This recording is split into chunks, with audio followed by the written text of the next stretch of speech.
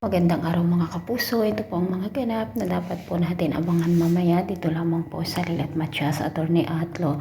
Nahadlangan nga ni Lilet ang tangkang pagtakas ni Patricia papuntang Greece mga kapuso, kung kaya't dinala ng mga kapulisan itong si Patricia upang hingin ang kanyang statement dahil siya nga ang suspect dito sa pagkamatay ni Meredith Simons dahil na rin dito sa pahayag ni Renan mga kapuso.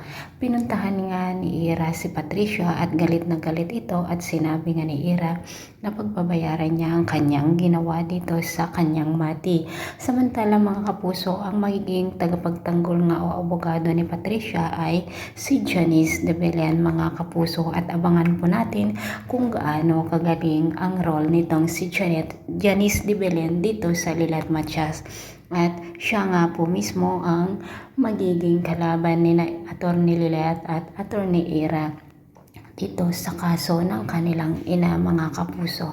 Samantala, pinuntahan rin ni Calorena itong si Patricia at sinabi nga niya na kung siya nga ang killer dito kay Meredith at siguradong siya rin ang killer dito kay Ino na kanilang anak.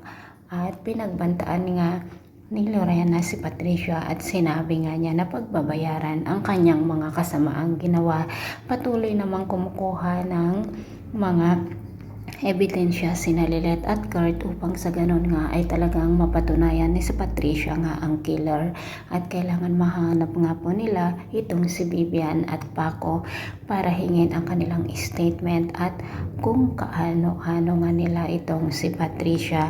Sigurado mga kapuso nang gagawa na naman itong si Patricia ng hakbang para sa ganun ay mapatahimik nga niya sina Vivian at Paco, pero sana unang makita ni Lilet ang mga taong ito dahil sila na lamang ang natitirang mga ebidensya. Maraming salamat po. Bye-bye.